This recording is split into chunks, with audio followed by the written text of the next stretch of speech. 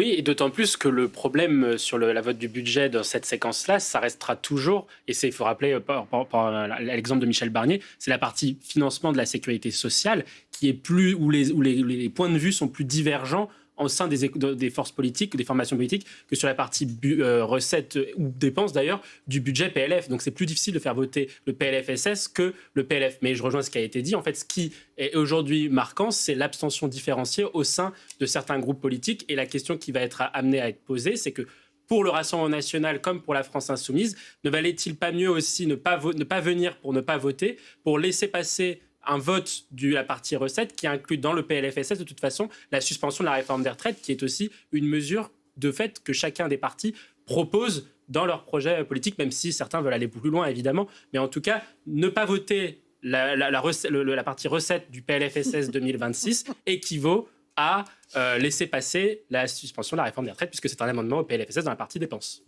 D'accord avec tout ça. Ces villes, est-ce que son ancrage territorial lui permettrait d'aborder sereinement la présidentielle ?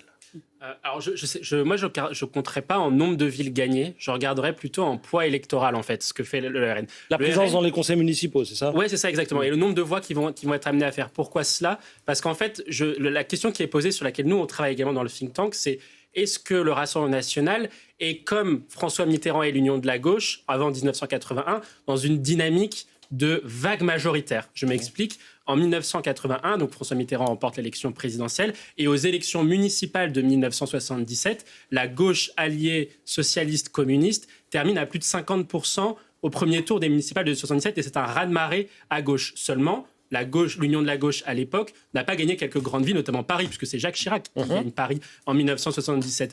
Donc, regardez ville par ville, est-ce que le RN peut faire une percée, par exemple, à Marseille, comme on en entend souvent, ou même, on parle aussi parfois de certaines autres grandes villes. Est-ce que c'est ça qui va être clé ? Je ne pense pas. Je pense que la clé, c'est est-ce qu'aujourd'hui, le RN est dans une dynamique de vague majoritaire ? Et si c'est le cas, alors effectivement, ensuite, après, ils pourront effectivement capitaliser sur un bon score pour les élections présidentielles de 2027. Mais la question, c'est plutôt en poids électoral plutôt que en nombre de villes gagnées.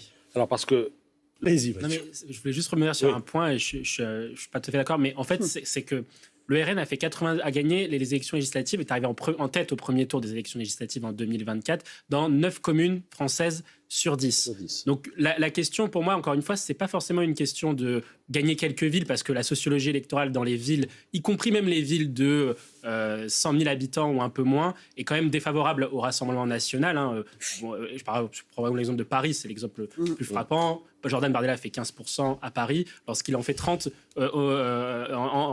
au niveau national. Le point qui est central, c'est la capacité vraiment à nouer des alliances. Et c'est pour ça que la stratégie du RN n'est pas de gagner des villes en tant que telle. Parce qu'à la limite, sur quelques exemples, oui, Toulon, faire regagner Toulon, qui a été gagné dans les années 90, pourquoi pas, mais c'est pas tant gagner des villes, parce que déjà, vous n'avez pas en un an le temps de devenir crédible pour gérer une ville, puisqu'il y a un an entre les municipales et la présidentielle de 2027. Comment vous pouvez être crédible en gérant pendant un an la sécurité ou le logement dans une ville, qui sont les deux priorités des Français pour ces élections municipales? Ça, c'est le premier point. Et surtout, le deuxième point, c'est de montrer que le parti est en capacité de faire des alliances. Et donc, pour faire des alliances, il leur faut le maximum d'élus. C'est pour ça que j'insiste sur le fait que le RN a plutôt vocation à gagner de nombreuses voix au premier tour, pour que les listes soient le plus facilement au second tour, et faire un maximum d'élus pour pouvoir s'allier à la droite. C'est davantage ça qui va peser pour l'élection présidentielle, plutôt que gagner des villes dont ils n'auront pas le temps pour pouvoir bien les gérer, entre guillemets. Conclusion de la conclusion avec Virginie Leguet. Une phrase, sujet, verbe, complément. Jamais on... C'est qu'il y a une première difficulté qui est d'ordre national, c'est-à-dire qu'en fait, le poids électoral des écologistes a diminué si on prend la même élection, les européennes 2019-2024.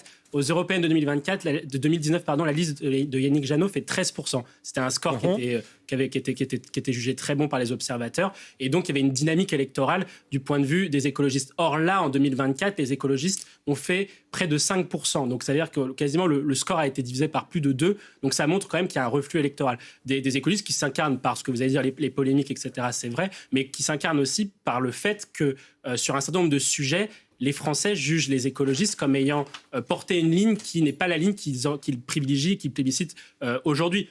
prends un exemple très simple sur les questions nucléaires. Les écologistes sont associés à la lutte contre le nucléaire. Or, les Français sont attachés au nucléaire. De la même façon, sur la réindustrialisation. Pendant des années, les écologistes ont été plutôt contre l'implantation et la réindustrialisation d'usines. Or, les Français sont davantage maintenant portés sur les dynamiques de réindustrialisation. Et de la même façon, on pourrait illustrer sur les questions agricoles. Le deuxième point aussi qui me marque d'un point de vue politique pour les écologistes, c'est que par rapport à 2019-2020, il manque aux écologistes aujourd'hui une utilité de vote par rapport aux autres forces politiques de la gauche.